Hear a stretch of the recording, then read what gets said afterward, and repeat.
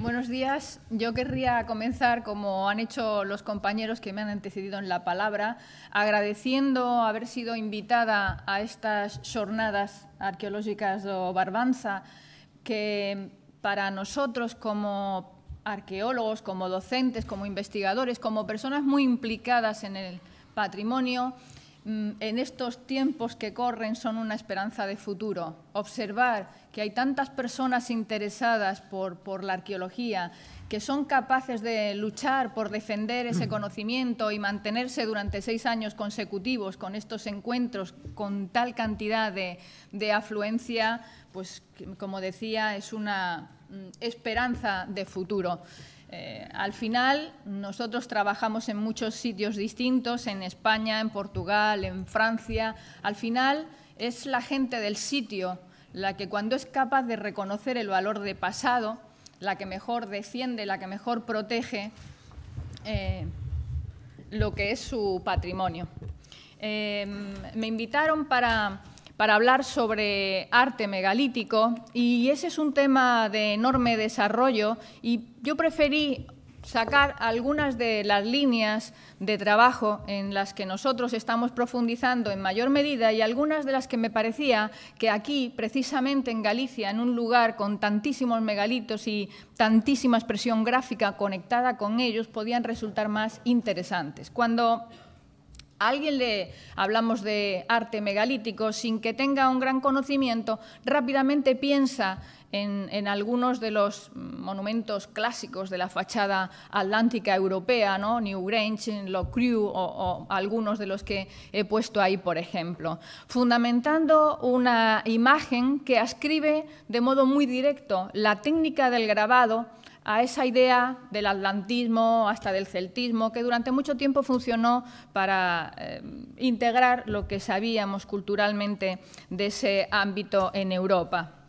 Esa adscripción casi automática del grabado al área megalítica y atlántica europea se estableció del mismo modo para la zona bretona, zona que por muchas circunstancias en las que ahora no voy a entrar, y en gran parte, entre otras cuestiones, por el nivel de su investigación, se tomó durante mucho tiempo como el parangón perfecto para establecer relaciones, conexiones, antigüedad, cronología, etcétera, del arte megalítico europeo.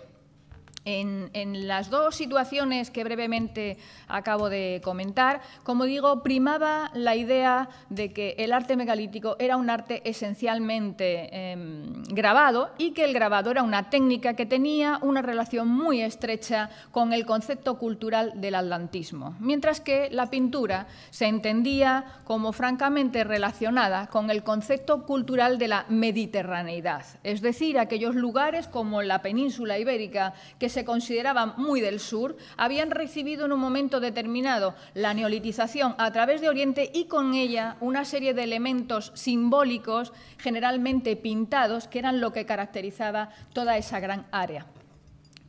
Nosotros, desde hace algún tiempo, yo creo que influye mucho nuestra experiencia de haber trabajado fundamentalmente en el sur y en el interior, en megalitos, comenzamos a percibir que esas diferencias técnicas eran tremendamente forzadas, en gran parte por una investigación y sobre todo por una historiografía que en algunos panoramas de la península ibérica y desde luego de Europa, y aunque, en fin, han ido viendo lo que han contado los compañeros que me antecedían, porque era un fenómeno similar, hemos actuado más por la geografía de lo decidido que por la realidad de lo demostrado, de tal manera que pocos equipos se han planteado buscar donde se había decidido que no había, según qué. En el caso que pues contaba el doctor Balbín, pues no podía haber arte paleolítico, en el interior lo hay, y así sucesivamente. Nosotros nos planteamos en su momento que el arte megalítico podía suplir algunas de las cuestiones que han minusvalorado, porque no lo vamos a llamar así, el estudio de las grafías pospaleolíticas al aire libre. El arte paleolítico alcanzó no solo un marchamo de antigüedad, sino sobre todo, y lo que es más importante, una metodología que se aplicó desde muy pronto de su documentación, desde los comienzos de su documentación, y que ha continuado desarrollándose a la hasta la actualidad. Mientras que el arte pospaleolítico formó parte en gran medida de un adorno de currícula profesionales, porque quién más, quién menos había publicado su cuevita o su abrigo con antropomorfos mirando hacia la derecha de color rojo oscuro. Y no había, como digo, ningún desarrollo metodológico un poquito más amplio, ¿no? Nosotros nos propusimos aplicar desarrollos metodológicos con muy buen resultado en arte paleolítico a un contexto que podía proponer cronologías y, sobre todo, relaciones, reflexiones en torno o en relación con ese arte pospaleolítico tan minusvalorado. Mirando hacia el Atlántico, estábamos convencidos, como estamos convencidos en la península y ahí, en esa dirección han ido nuestros trabajos, de que la supuesta falta de pintura causada supuestamente por la falta de mediterraneidad de los contextos atlánticos era tan leyenda como la supuesta falta de monumentos decorados en el sur de la península ibérica. Por eso les presento ahí brevemente un mapa con monumentos pintados en la península ibérica y con monumentos pintados en Europa que se desprenden única y exclusivamente de trabajos puntuales que ha podido llevar a cabo nuestro equipo y que esperamos desarrollar en breve a partir de la documentación fehaciente obtenida muy recientemente, tanto que es un documento inédito, de la presencia de pintura en la cámara H del túmulo de Barnetnès, uno de los más antiguos de Europa, donde nosotros estábamos convencidos de localizarla en el momento en que aplicáramos la metodología específica pertinente. ¿Por qué estábamos tan convencidos? Porque la cámara H de Barnetnès, como muchos monumentos atlánticos, presentan grabados alineados que cortados, como se ve ahí que muchos autores habían relacionado con barcos, pájaros, etcétera, pero que se parecían mucho a las líneas continuas, onduladas o quebradas que forman parte de las decoraciones más clásicas del área noroccidental que nos ocupa. Del lado ibérico, lo que se había resaltado respecto al arte megalítico era la presencia de un conjunto de megalitos estrictamente pintados, que se explicaba en que, como la península ibérica era más sureña, tenía muchas más influencias de ese mundo mediterráneo. Yo he traído aquí como caso, para ejemplificar lo que estamos comentando, el dolmen de Antelas. El dolmen de Antelas, en el que se aprecia, creo que con mucha facilidad, la diferencia entre la zona documentada en la excavación y la que no, donde el desarrollo pictórico prácticamente ha desaparecido, y la documentación muy interesante llevada a cabo por Domingos da Cruz, uno de nuestros colegas portugueses, el primero que realizó una fecha directa sobre la materia orgánica que componía el pigmento negro que aparece en la diapositiva. Ya en esos momentos nosotros hayamos publicado un primer trabajo en la antropología proponiendo que el arte megalítico, además de valorar como evidencia contundente una cronología para el arte al aire libre, podía ayudarnos a ir más allá en la lectura de los gestos que vemos en esos conjuntos funerarios, que no son más que la evidencia de un conjunto, perdón, de una serie de formas que se aplican al mundo de la muerte y que sabemos que tienen una cronología larga que es muy difícil de establecer. La pintura y el análisis de los pigmentos podrían llevarnos a localizar, fijar esos momentos de actuación dentro de los monumentos, y ahora veremos algunos ejemplos. En un lugar como Galicia tendríamos que poner que menos que una imagen del dolmen de Dombate para explicitar lo mismo que estaba comentando con anterioridad respecto al panorama europeo, y es las ideas preconfiguradas que hacían que el ámbito gallego se reconociera por un conjunto de sepulturas que en cualquier caso estarían exclusivamente grabadas, porque el ámbito pintado era más propio de la zona portuguesa del área de Viseu, donde se había situado el conjunto más antiguo de monumentos decorados, ¿no? Pues bien, Dombate era una cámara grabada, sí, en el momento que se excavó fue una cámara con corredor, Ahí tenemos los grabados conocidos y, al igual que en Antelas y en tantos otros lugares, la presencia o no de pintura es una cuestión de conservación, de nivel de conservación. Desde el nivel en que se empieza a excavar la cámara se conservan pinturas de entramado geométrico con base blanca y color rojo y negro, del estilo de las que hemos visto en Antelas. Y otro elemento añadido es la presencia de elementos escultóricos de pequeño tamaño en las zonas abiertas de los monumentos. Con ello empezaron, o digamos, podríamos plantearnos muchas preguntas acerca del tradicional modo de ver el arte megalítico en la península ibérica. Primera cuestión, el arte megalítico peninsular era exclusivamente pintado. Y según Elizabeth See, que había recogido ya los trabajos de Ruy de Serpa Pinto en los años 20, en una hipótesis que también ratificó López Cuevillas en los años 40, la presencia de pintura en la península era una excepción y la presencia de grabado se entendía de un modo peyorativo. En lugar de asociarlo más claramente con el conjunto del Atlántico europeo, se entendía que los grabados formaban parte de decoraciones dispersas y poco significativas. De manera que Elizabeth See, recomponiendo todo lo que se había dicho con anterioridad, propone dos conjuntos básicos en el arte megalítico peninsular. Uno que sería el clásico por antonomasia, el conjunto de los dólmenes de Viseu, que se caracterizaban por estar pintados, como el de Antelas, que formaría parte de ese conjunto. Y el conjunto 2, en el que entraba todo lo demás. Todo lo demás era lo que se conocía del noroeste y lo poco que se conocía del área sur. Por ejemplo, el dolmen de Soto en Huelva, ¿no? Y que era, como ya decía, un conjunto desestructurado y poco significativo respecto al valor de ese arte megalítico. En el primero había pintura en los monumentos y en el segundo, como no había pintura, como no sabían pintar en los monumentos, colocaban ídolos al interior de los mismos.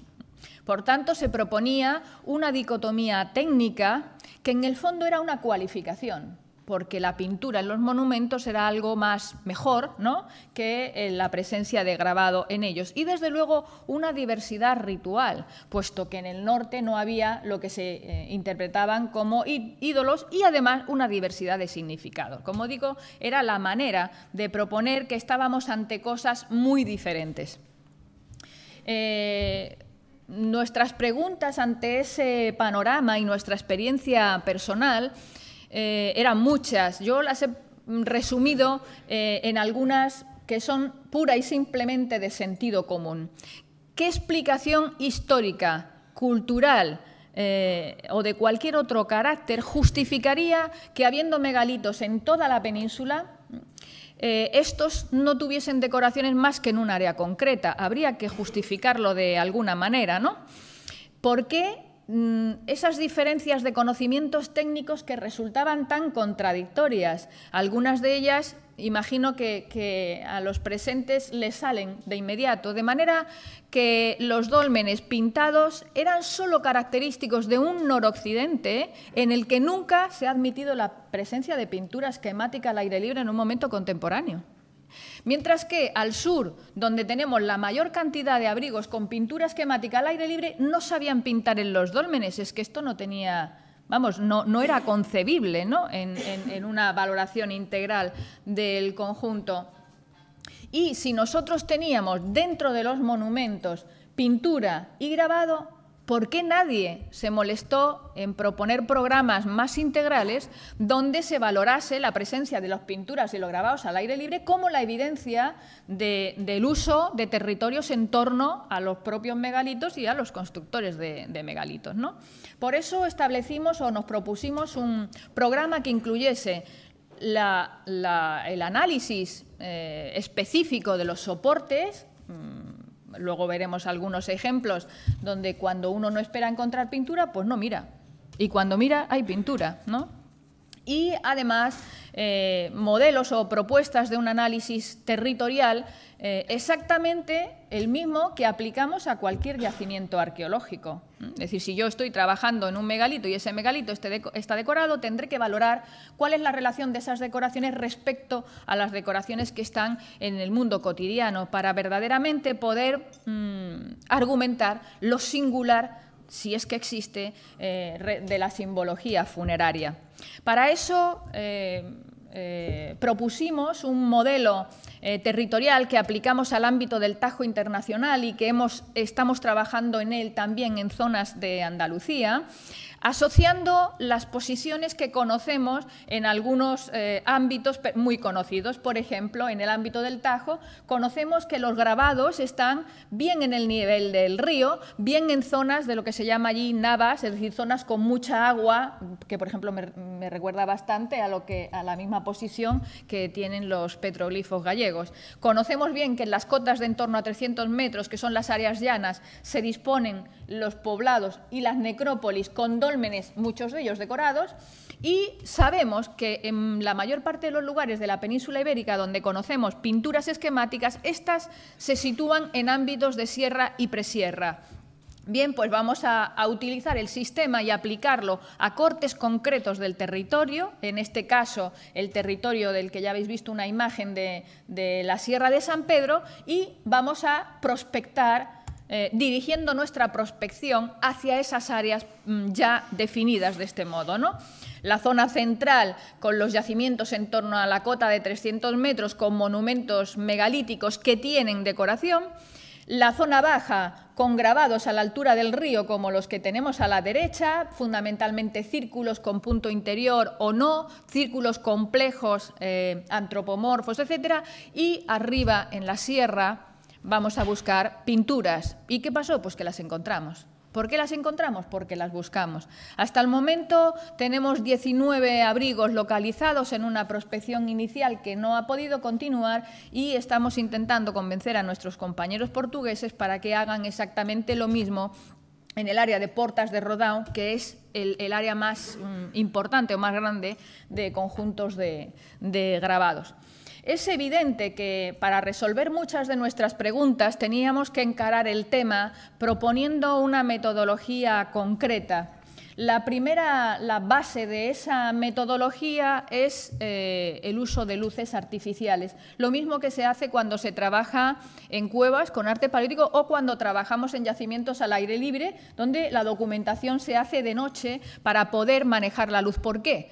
Porque tanto las pinturas como los grabados son ruinas de lo que fueron, son difíciles de observar en la situación actual y, por tanto, trabajamos con luces específicas, generalmente luces blancas directas a la búsqueda de pintura y luces matizadas para hacer contraste para la localización de grabados. Jamás tocamos los soportes. Me hacía gracia un poco ayer que no me dio tiempo a hablar con Manolo Rey acerca de la metodología. Bueno, es que la metodología de trabajo en la cuestión de arte rupestre pues está bastante desarrollada. Hay normativas de UNESCO que impiden con muy buen criterio tocar los soportes. ¿Por qué? Entre otras cosas porque los soportes tienen pátinas que en la actualidad estamos pudiendo documentar y obtener de ellas cronologías y evidencias interesantísimas. Nosotros estamos trabajando en la identificación de pigmentos a partir del uso del tubo de difracción de rayos X portátil con la Universidad de Valencia, que nos permite saber, primero, si lo que estamos viendo es un pigmento, una aplicación artificial, y segundo, y más interesante, si ese pigmento tiene alguna evidencia de materia orgánica. Que existe materia orgánica entre las materias de los pigmentos lo sabemos porque hay cosas hechas con carbón, pero lo que a nosotros nos interesa es saber si podemos, de hecho estamos intentándolo, si podemos hacer cronología carbono 14 directa por AMS de pigmentos no necesariamente de carbón, sino pigmentos mezclados con grasa animal, como estamos viendo que sucede en algunos monumentos. Y este proyecto, el que estamos intentando desarrollar en la actualidad más intensamente. Como decía antes, lo que nosotros vemos o lo que nosotros buscamos es la huella de lo que fue. y por tanto, a veces las pinturas no son fácilmente legibles. Ahí he puesto como ejemplo algunos ortostatos de la cámara del Dolmen de Menga, donde yo no sé si es pasión, tal, pero en fin, creo que se ven bandas de color negro, y con los correspondientes muestreos con el tubo de difracción que nos permitió documentar que se trata de óxido de manganeso, un pigmento muy utilizado en el arte megalítico ibérico y en el arte megalítico de otros lugares europeos.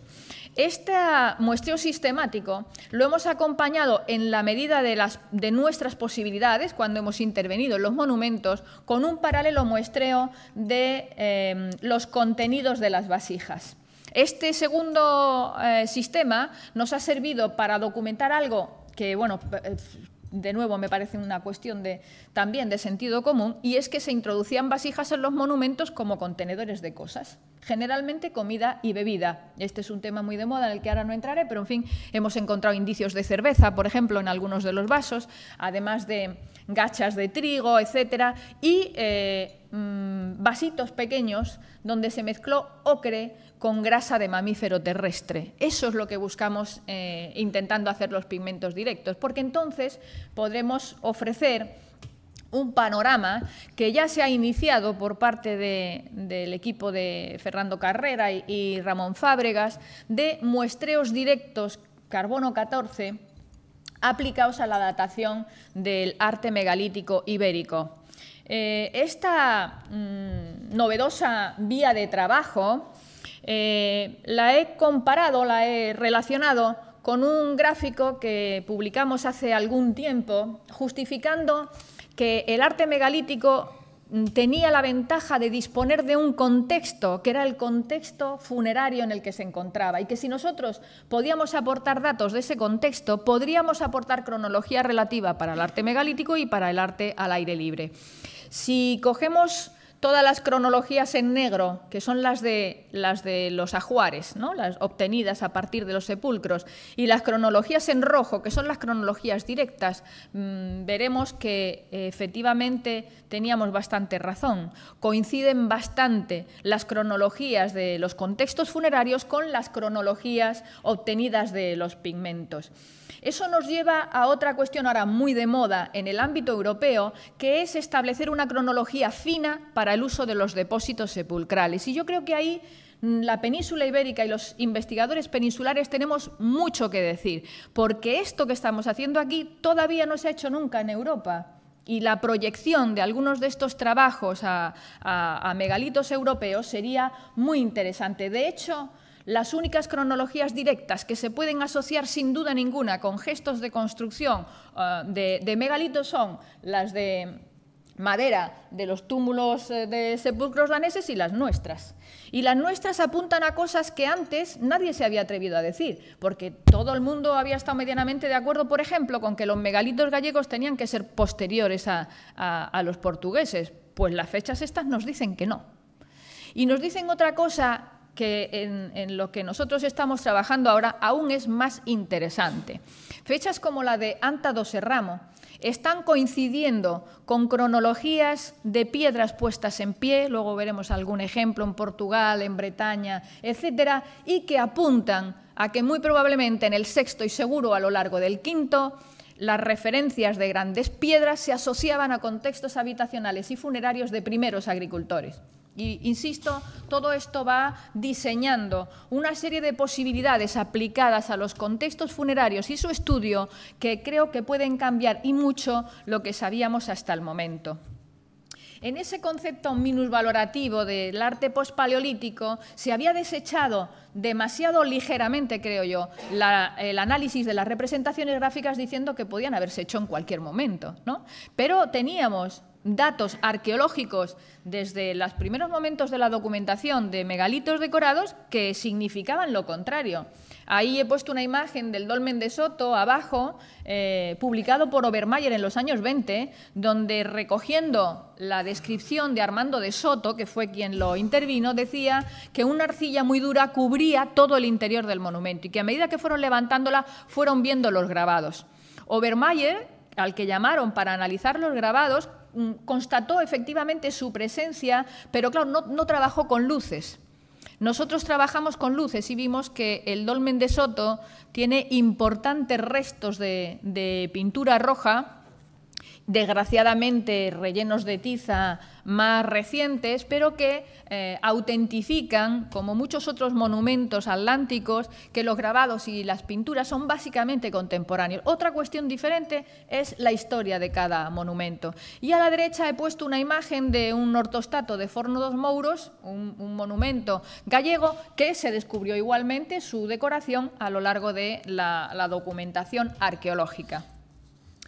El estudio integral de los monumentos con excavación y documentación de sus soportes nos propone, como digo, cuestiones bastante más complejas. No solo tenemos un programa arquitectónico claro, que además repite pautas conocidas en áreas bien delimitadas, que significan que hay personas dentro de estos grupos que saben cómo construir un monumento. Es que también tenemos un programa gráfico claro, que es conocido y que repite pautas que se repiten en amplias áreas, no solo de la península, sino de Europa. Y ese programa incluye pinturas y grabados.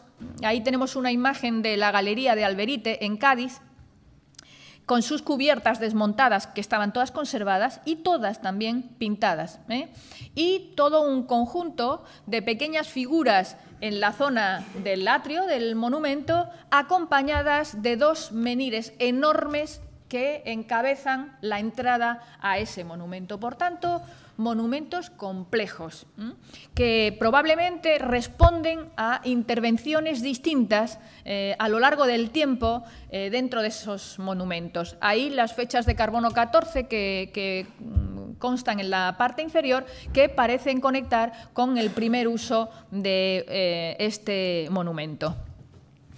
¿Qué es lo que quiero decir con ello? Pues que lo que nosotros tenemos ahí, a tenor de todo ese discurso gráfico que estoy comentando, son claramente más que grandes piedras, como ya dijeron algunos de los clásicos, y responden a pautas muy regladas del uso de los espacios funerarios, a pautas muy regladas del conocimiento de las construcciones, del conocimiento de los programas gráficos que iban con ellas y, sobre todo, en lo que ahora pretendo destacar, de un conocimiento técnico que reúne el que se conocía evidentemente desde el Paleolítico. La confluencia de pintura, grabado y escultura en un mismo ámbito que probablemente nos está marcando en relación con lo que sabemos que sucede al aire libre, la intensificación o la mayor inversión que se hace para la decoración de los monumentos funerarios respecto a otro tipo de monumentos. Y he traído ahí, lo he dejado un rato porque, bueno, es como, vamos, es maravilloso, es la excavación del monumento de Montelirio en Sevilla, una gran cámara con una falsa cúpula hecha de barro, no construida en piedra, 5 metros de diámetro, con un corredor de 19 metros de desarrollo, en el que se enterraron varios individuos con evidentes indicios de cinabrio, ese color rojo brillante que aparece asociado a los restos, y que tenía todo el monumento decorado. Este monumento sucumbió ante un Mercadona que creo que ya no se puede construir a causa de la crisis, y tuvo muchísima repercusión porque fueron los vecinos de Castilleja de Guzmán los que se manifestaron delante de su ayuntamiento para decirles que preferían el dolmen al Mercadona, y hubo un movimiento popular que fue muy famoso en Andalucía durante un tiempo importante, y que me utilizo para proponer otra cuestión que creo que es de enorme interés. El uso de algunos pigmentos y la identificación de pigmentos es fundamental para proyectarla en sistemas de datación, pero también para comprenderla en el ámbito de otras interacciones que tenemos bien constatadas en el mundo atlántico. Y me estoy refiriendo a la circulación de materiales de prestigio. Todos somos conscientes, y algunos compañeros ya lo han manifestado, pues de que varicitas se están moviendo, que se están moviendo ámbar, etcétera, etcétera. Pero estamos empezando a localizar cinabrio en lugares donde no hay cinabrio de modo natural. Luego es muy posible que los pigmentos, o cuando menos algunos de los pigmentos, haya que leerlos también a partir de esa circulación de materiales de prestigio. A nosotros particularmente nos parece muy destacable la realidad constatada de que tenemos varicitas procedentes de Huelva en monumentos bretones como Lufan con cronologías del V milenio.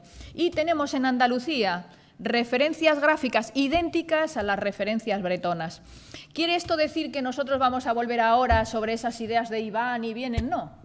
Lo que yo creo que quiere esto decir es algo que manifiesta toda la prehistoria reciente ibérica cuando se mira desde un poquito más arriba que el agujerito de cada uno. Y es que estamos inmersos en un sistema de redes de amplio desarrollo a lo largo de la prehistoria, del que la península no solo nunca estuvo marginada, sino muy al contrario, del que es muy probable que algunos lugares peninsulares, sin ir más lejos, la propia Galicia, por muchos de los indicios que están saliendo en la actualidad, debieron de ser la cabeza o elementos importantes dentro de ese engranaje de interacciones más amplias.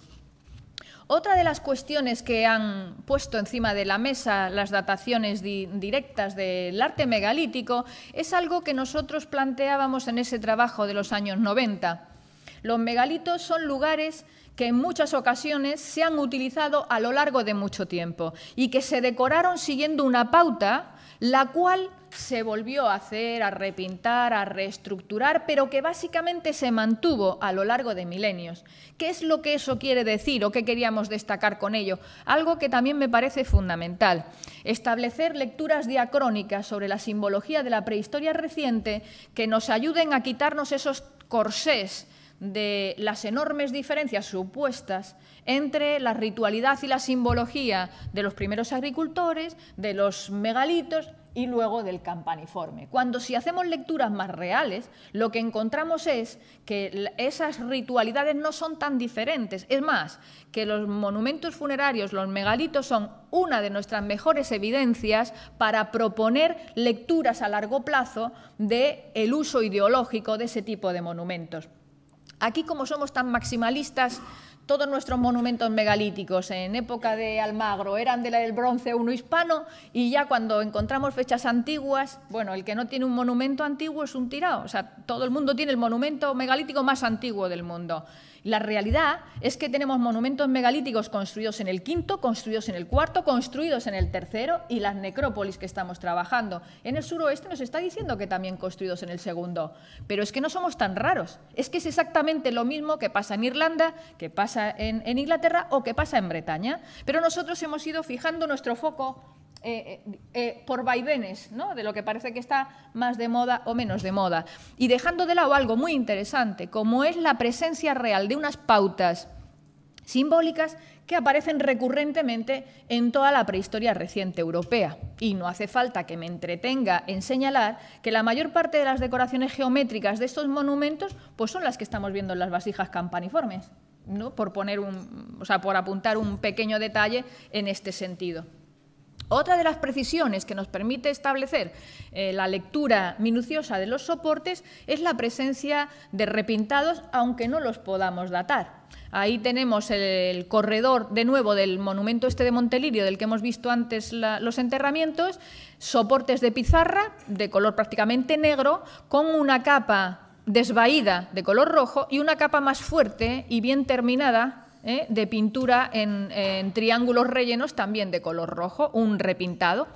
Estamos averiguando la presencia de estos repintados también en colores negros, cosa que recuerda bastante a algunos monumentos del sur de Francia en los que ahora no voy a detenerme. Este es el monumento de Palacio III en Sevilla.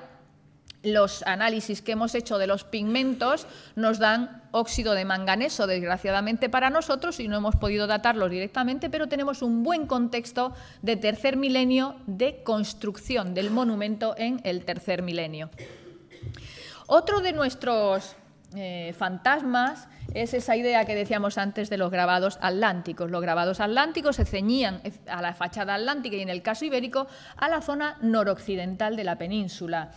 Se ha discutido mucho, y no voy a ponerme yo a ello ahora porque la cosa no lo permite, acerca de la relación entre lo que se está haciendo fuera con lo que se está haciendo dentro de los megalitos. Para nosotros no cabe ninguna duda. Tenemos que desperezarnos y ser conscientes de que lo mismo que se está haciendo en los megalitos tiene su reflejo fuera y que tenemos muy buenas cronologías.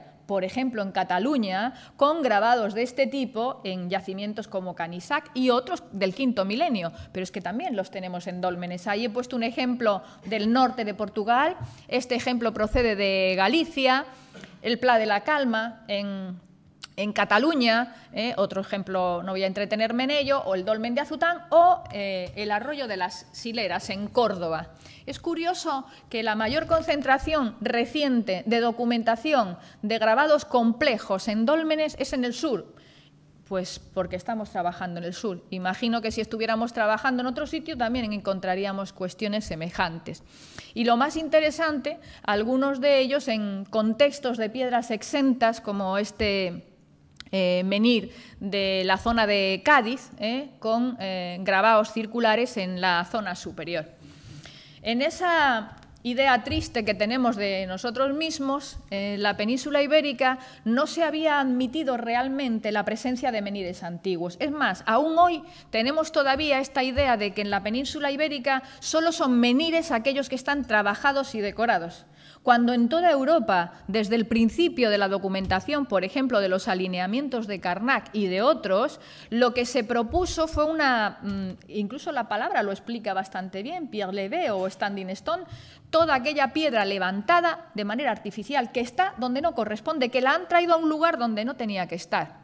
Y en ese sentido creo que es muy probable que en relativamente poco tiempo tengamos una perspectiva totalmente diferente de la relación entre piedras, entre grandes piedras y monumentos megalíticos en muchas áreas de la península ibérica. He puesto ahí un ejemplo del conjunto de Almendres porque es bastante indicativo. Y sobre todo es indicativo de otra cuestión que hoy día está encima de la mesa a partir de las excavaciones que han hecho nuestros compañeros en Portugal. Se han puesto a excavar menhires y han documentado contextos habitacionales y están empezando a aparecer contextos funerarios que relacionan o que proponen que en determinados momentos del sexto y desde luego del quinto milenio las grandes piedras ejercieron un papel de foco o de polo de concentración de agregaciones poblacionales y probablemente agregaciones funerarias. Y lo que es muy interesante, una asociación bastante directa entre la presencia de grandes piedras artificiales en zonas donde existen grandes piedras naturales. En esa idea, según la cual, bueno, y es también de sentido común, los espacios, el territorio por el que los grupos se mueven tienen elementos topográficos de referencia perfectamente conocidos y definidos. Y quizá esos elementos topográficos se copiaron artificialmente con la presencia de estas grandes piedras. En algunos de los casos, he puesto ahí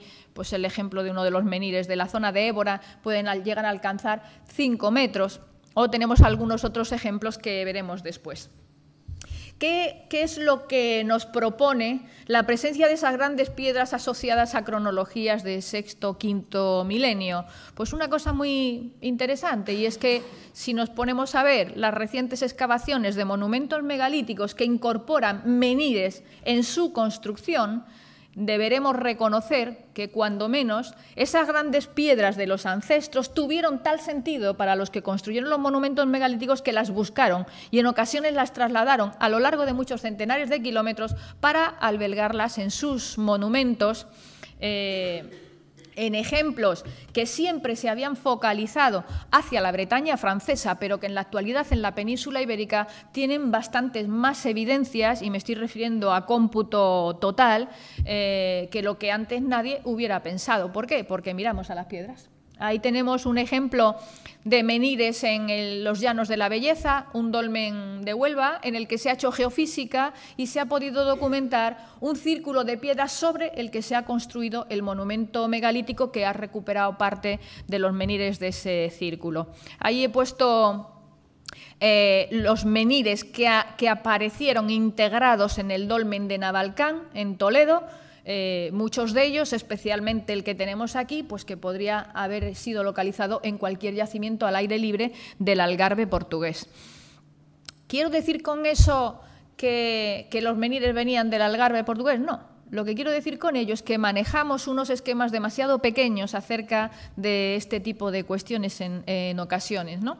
Otro de los fenómenos bien documentados en la Bretaña francesa es el uso, la reutilización de piezas de cobertura que formaron parte de piedras puestas en pie mucho más antiguas. Quizá el más famoso es el gran menhir de Locmariaquer. Esta es una imagen de un trabajo de Serge Cassin donde recoge algunos otros ejemplos.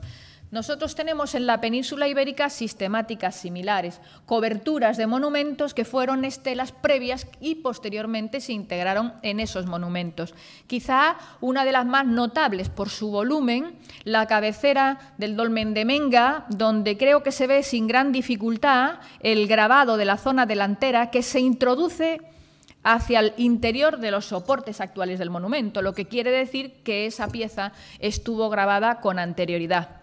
Estamos hablando, por tanto, de esfuerzos colectivos muy importantes. El menhir de Locmariaquer se reconstruye, ¿no?, en torno a los 20 metros de altura y las toneladas correspondientes a una pieza de granito. Del mismo modo que he puesto ahí una entrada de Menga para que nos demos cuenta del porte de piedras que se están moviendo y lo que ello propone. He puesto ahí una imagen de todo el conjunto de Table de Marchand, Ergras y el menhir que aún queda en su sitio de Locmariaquer para verificar o para dejar la imagen del tipo de monumentos al que nos estamos refiriendo. Quizá, como dicen Leroux y nuestros compañeros franceses, grandes avenidas de menhires, de las que pues, Almendres o algunos de estos círculos que se están encontrando en Portugal podrían ser un ejemplo que en un momento determinado se trasladan para ser la piedra original de algunos monumentos megalíticos y con lo que indican claramente el valor que esas piedras por sí mismas han tenido como referencia. Ahí pongo un detalle de la famosa cobertura del dolmen de Table de Marchand, que es un pequeño trozo de uno de los menhires que estaban en la avenida que acabamos de ver a continuación. Nosotros sabemos con seguridad, a partir del estudio minucioso de los soportes y de su decoración, que muchos de ellos están decorados en la parte trasera. Luego tenemos el mejor contexto arqueológico, que es el túmulo, para saber, aquello está cerrado y sellado, para saber que con anterioridad habían estado decorados. Esta es la trasera con grabados serpentiformes de uno de los ortostatos de Anta Grande de San Bulleiro, 5 metros de altura. Esta es la trasera de un grabado en relieve de forma circular de 30 centímetros de diámetro, o sea, bastante notable, del dolmen de Alberite. Por tanto, ahí he puesto la fecha más antigua de referencia del uso del monumento, y ese un grabado antropomorfo detrás de la cabecera del dolmen de Huerta de las Monjas en Valencia de Alcántara. Porque esos menhires también tuvieron que estar presentes en la península ibérica, pero no estamos acostumbrados a localizarlos. He puesto ahí un ejemplo de uno de los que están en la delantera, en el área de acceso del Anta Grande de San Bulleiro, que hoy conserva 10 metros de altura. Es evidente que, como digo, que todo ese panorama acabará por documentarse. Y algunos otros ejemplos de piezas reutilizadas en cámaras. Quizá uno de los más espectaculares, el uso de estelas de un tipo bastante clásico en el área del sur francés, solo que están documentadas en Lleida, en el Reguers del Seró, en una cista que tiene cronología carbono 14, que se ha hecho recuperando estelas e integrándolas en una construcción funeraria, exactamente igual que, por ejemplo, se construyó la necrópolis de Petit-Chasseur en Suiza y muchas otras instalaciones del tercer milenio en la Europa occidental. Esto del tamaño importa, me parece una cuestión muy interesante, que aparte de la guasa que pueda suscitar, sí ha sido otro de nuestros problemas a la hora de leer los elementos que aparecen al interior de los megalitos y al exterior de los mismos, esa especie de, a veces, yo diría casi que compulsión por el hecho de hacer tipologías que parece que separan cosas que son exactamente lo mismo. He puesto a la derecha una placa decorada del suroeste con su nariz, sus ojos, las cejas bien marcadas, los brazos, que es un fragmento, no se conserva en su totalidad, y la trasera que probablemente nos dibuja a un individuo con un manto que está señalado, dibujado por esos motivos geométricos tan clásicos de las placas decoradas ibéricas, y en este caso con la suerte de que hemos conservado la decoración pintada. Y ahí he puesto una de las piezas, uno de los pilares del dolmen de Menga, con el mismo tipo de diseños triangulares para, en fin, valorar que muy probablemente no importa demasiado el tamaño y no importa demasiado la tipología de las piezas que nos aparecen en los monumentos, sino que lo que importa es lo que se desprende de una valoración global, estadística, si la queremos llamar así, y es que todas las figuras antropomorfas definibles, lo que nosotros llamamos patentes, ocupan siempre los mismos lugares en los megalitos de toda Europa. La zona frontal de la cámara, ya sea pinturas, grabados en las paredes o esculturas, como en algunos monumentos portugueses. La zona de la entrada de la cámara, ya sean estatuas, menhires, betilos o placas decoradas. La zona del acceso del monumento y, en algunas ocasiones, áreas reservadas en el área sur de la cámara, donde pueden aparecer pequeños altares con depósitos de carácter antropomorfo. ¿Qué es lo que nos propone este gráfico? Algo que es evidente también con un análisis integral de esos programas, y es que las decoraciones no son aleatorias, como decía Leroy Gourand cuando proponía su interpretación sobre el arte paleolítico. Ocupan lugares conocidos, que se transmiten de generación en generación, que tienen una norma para colocar las cosas siempre en los mismos lugares, que esa norma tiene muchísima relación con la incidencia de la luz solar, que esa norma parece tener mucha relación con la posición de enterramientos y ajuares. Los enterramientos principales o los ajuares principales suelen ocupar las zonas frontales y que parecen estar delimitando las zonas liminales entre dentro y fuera, entre el mundo de los vivos y el mundo de los muertos, entre los pasajes dificultosos y las zonas más abiertas, en suma, que parecen colaborar en el discurso simbólico general que se aplica a los megalitos y que siempre hemos analizado de manera exclusiva a partir de sus arquitecturas. La relación estrecha entre pintura y grabado es a veces muy fácilmente demostrable con algunas decoraciones, como yo he puesto ahí la cabecera del dolmen de Santa Cruz en Asturias, con temas geométricos pintados y temas geométricos grabados, a veces con pintura y a veces no, y he propuesto una comparación con las diversas decoraciones de las placas decoradas del suroeste, un conjunto mueble bien identificado cronológicamente que nos propone una imagen de la perspectiva que nosotros hemos argumentado para defender que los soportes de los monumentos megalíticos ejercen el mismo papel que los menhires o las estelas al aire libre. Son representaciones de los ancestros que albergan, que protegen los restos funerarios de nuevos ancestros, que van repitiendo de generación en generación e incluso retomando de monumentos antiguos, probablemente para darles el valor que más interesaba en ese momento, que es el valor de pasado.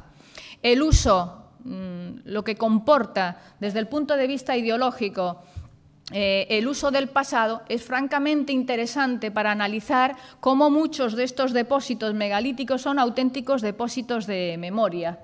Muchas de las piezas que encontramos en las zonas delanteras pudieron ser transportadas con facilidad y haber formado parte de fachadas monumentales que se recuperan y se reintegran en otros monumentos. Y nos está hablando de probables desarrollos mucho más complejos que lo que hasta el momento habíamos todos asimilado como imágenes fijas, cuando no son más que fotos de un momento final del uso de esos monumentos.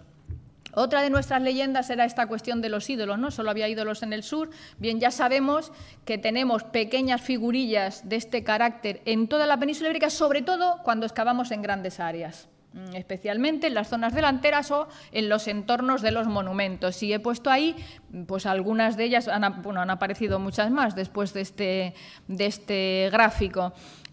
Concretamente, en la actualidad estamos colaborando en la documentación de los monumentos del Pozuelo, que en el caso de los monumentos 3 y 4 tienen una disposición francamente compleja de fachadas con suma de pequeñas figuras y estelas con fuegos al pie y depósitos muy importantes de materiales, ¿no? No voy a entretenerme en ello porque querría mostrar que dentro de esa variedad de tamaños y de figuras que conocemos asociados a los territorios megalíticos, tenemos que incorporar la presencia de grandes estelas, en muchos casos armadas. Esta que tenemos aquí es la pieza de Soalar, 5 metros en lo conservado porque está fracturada en la zona inferior, y en lo que me interesa destacar, la evidencia de un cúmulo de agregaciones de yacimientos donde tenemos documentado áreas de habitación, dólmenes y toda una serie de estructuras que acaban por empatar con el mundo tradicional que define, en el caso del Valle del Baztán, un área alta con muchísimo control territorial en la que la figura de la estela que hemos visto con esa gran alabarda ocuparía una posición verdaderamente visible en todo este sector. Posiciones que en general se protagonizan, ¿no? Están protagonizadas por individuos que tienen una parte, vamos a describir como muy real y reconocible como tales figuras humanas, y otra parte que reivindica ese valor del pasado al que yo hacía referencia con anterioridad, que nos están hablando de que continúan utilizando esos mantos con decoraciones geométricas tan característicos de los más viejos ancestros, que toman para significarse como muy probablemente los herederos de la tradición en ese juego de intensificación económica que vemos de modo muy latente a lo largo del tercer milenio. Muy agradecida por su atención en esta hora tan difícil.